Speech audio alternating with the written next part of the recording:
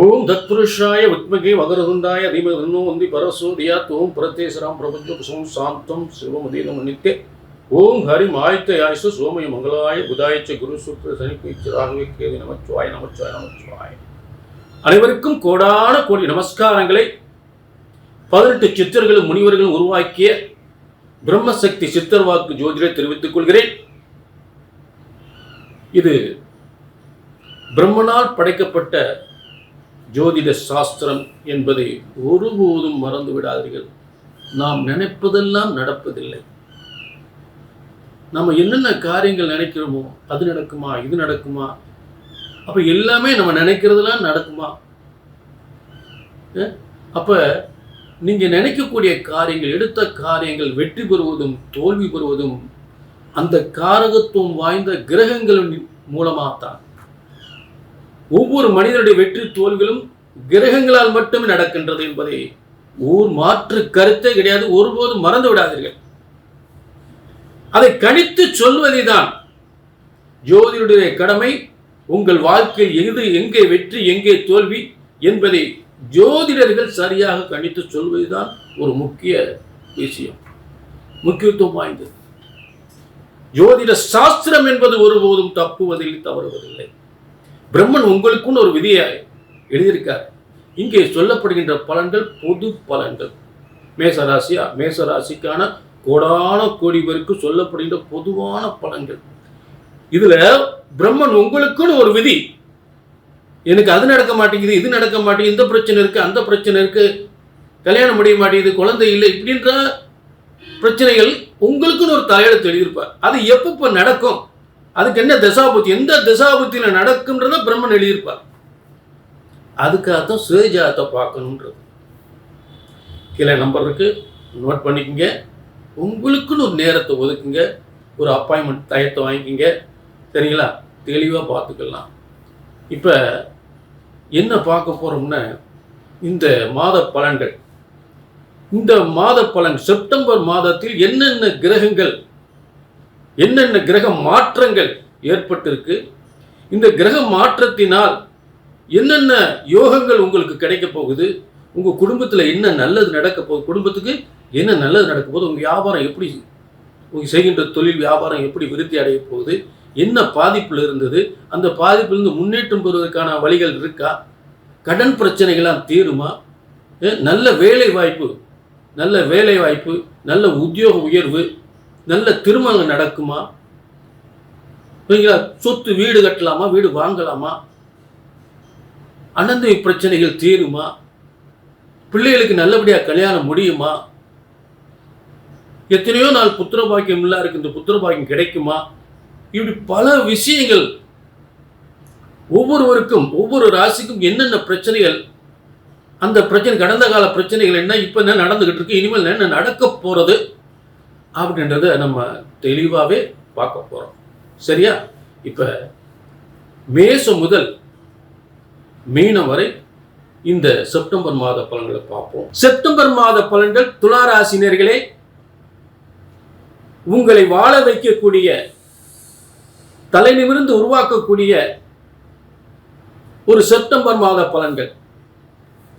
எத்தனையோ பிரச்சனைகளிலிருந்து ஒரு மாற்றத்தை உண்டு பண்ணக்கூடிய ஒரு செப்டம்பர் மாத பலன்கள். அப்படிப்பட்ட என்னென்ன யோகங்கள் இருக்கின்றது என்பதை தெளிவாக பார்க்கலாம். துளாராசினியர்களே, துளாராசி என்பர்களே, உங்களுடைய உண்மை உழைப்பு நிச்சயமாக உங்கள் உயர்வுபடுத்தும், ஒரு உயர்வு ஏற்படுத்தும். அதில் எந்தவித மாற்றமே இல்லை. இப்போ உங்களுடைய ஆரம்ப கிரக அமைப்புகளை முதல்ல பாருங்க. இப்போ துலா ராசிக்கு 5ஆம் இடத்தில் சனி ராகு, துலா ராசிக்கு 9ஆம் இடத்தில் குரு, துலா ராசிக்கு 10ஆம் இடத்தில் சுக்கிரன், 11ஆம் இடத்தில் சூரியன், புதன், கேது, 12ஆம் இடத்தில் செவ்வாய். இது ஆரம்ப கிரக அமைப்புகள். சரிங்களா? ஆரம்ப கிரக அமைப்புகள் ஒரு 3 மாற்றம் வருது, 3 கிரகங்கள் மாற. அதை பற்றி அப்புறம் பார்ப்போம், விளக்கமாக ஒவ்வொரு விளக்கமாக பார்ப்போம்.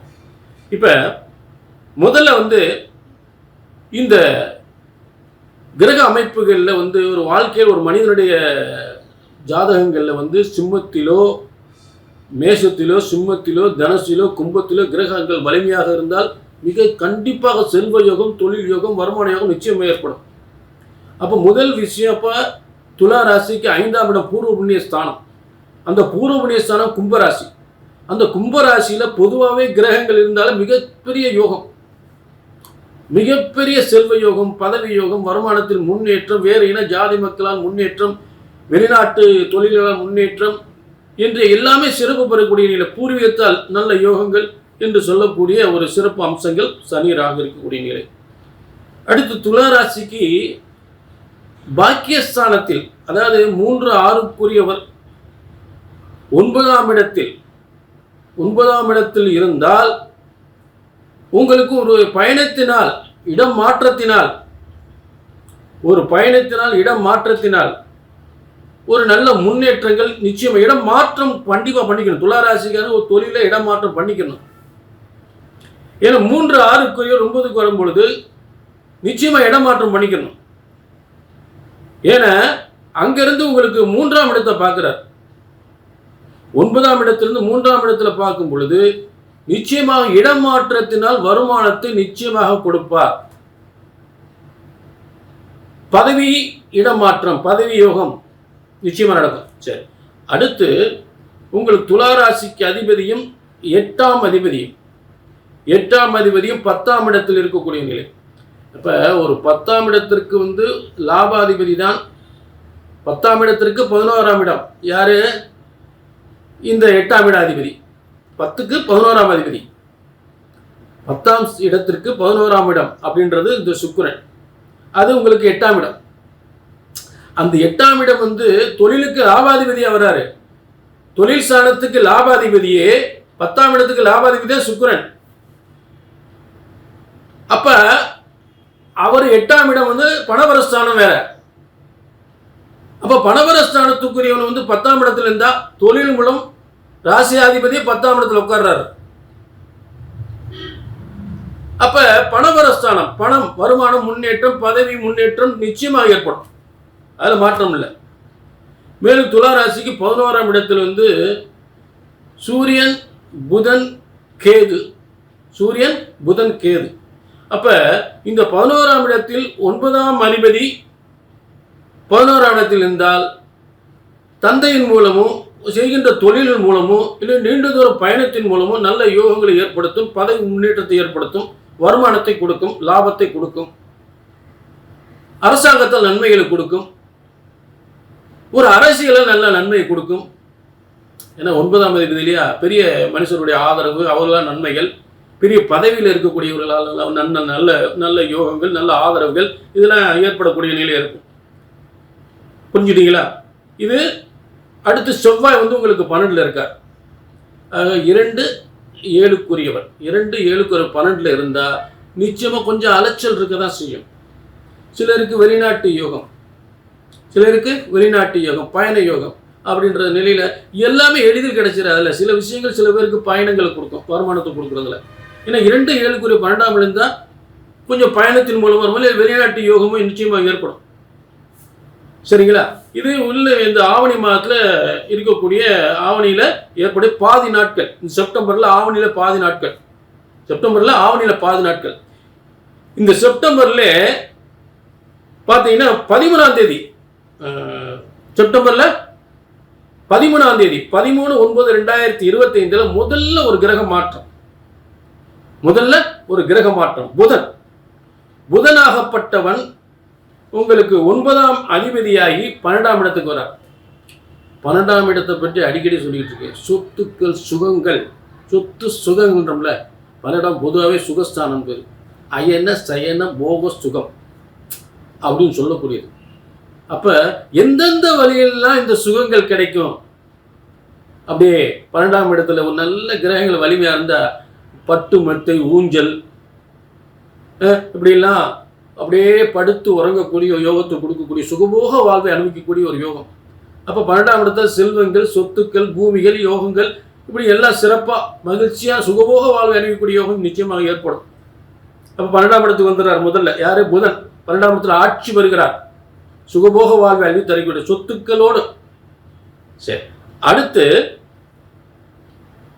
14, 13க்கு அடுத்த 14, 13க்கு அப்புறம் 14/9/2025 அதில் செவ்வாய் உங்கள் இடத்துக்கு 12ஆம் இடத்துல இருக்க செவ்வாய் உங்கள் இடத்துக்கு வந்துடுறாரு. அப்போ வெளியூரில் போய் சுற்றி திரிஞ்சு கடைசியில் உங்கள் இடத்துக்கு வந்துடுறீங்க. 12ஆம் இடத்த இருக்கக்கூடிய செவ்வாய் உங்கள் இடத்துக்கு தனஸ்தானம் இருக்கு. அப்போ இதில் என்ன அர்த்தம் நல்லா புரிஞ்சுக்குங்க. 2-7 12 இருந்து 14-9 உங்கள் இடத்துக்கு வந்துடுறாருன்னா, அப்போ பல இடங்களுக்கு இந்த ரியல் எஸ்டேட் பண்ணக்கூடிய தொழில் இதெல்லாம் அலைஞ்சு திரிஞ்சு, இல்லை வெளிநாட்டு தொழிலோ ரியல் எஸ்டேட் தொழிலோ பூமி சம்பந்தப்பட்ட தொழிலோ இதன் மூலம் பல பயணங்களை ஏற்படுத்தி அந்த வருமானத்தை பூரா உங்கள் இடத்துக்கு வந்துடுது. துளாராசி, ஏன்னா துளாராசியில் உட்காந்துறாரு செவ்வாய். எப்போ? 14-9-2025. எப்படி பாருங்க, அற்புதமான அமைப்பு. புரிஞ்சுட்டீங்களா? சூப்பர், ரொம்ப பிரமாதம்.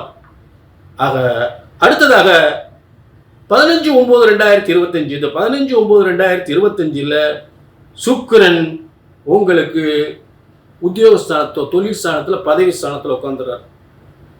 உங்கள் ராசிக்கு அதிபதி 8ஆம் அதிபதி எங்கே உட்காந்துறாரு? லாபஸ்தானத்தில் உட்காந்துடுறாரு. 15-9-2025 11ஆம் இடம் லாபஸ்தானத்தில், அதாவது பதவி உயர்வு, வருமான முன்னேற்றம், வாகன யோகம், திருமண யோகம், மகாலட்சுமி யோகம், செல்வங்கள் பெருகக்கூடிய யோகத்தில் லாபஸ்தானத்தில் சுக்கிரன் சூரியனோட சேர்ந்துடுறார். புரிஞ்சுட்டீங்களா? ஆக இத்தனை சிறப்பு அம்சங்களும் உங்களுடைய நினைத்த காரியமெல்லாம் மிகப்பெரிய ஒரு மாற்றத்தை முன்னேற்றத்தை ஏற்படுத்தக்கூடிய ஒரு சிறந்த செப்டம்பர் மாதமாக உறுதியாக அமைந்திருக்கிறது. துளாராசினியர்களே, இது ஒரு நல்ல கவனிக்கணும். துளாராசினிக்கு இது பொதுவான பலன்.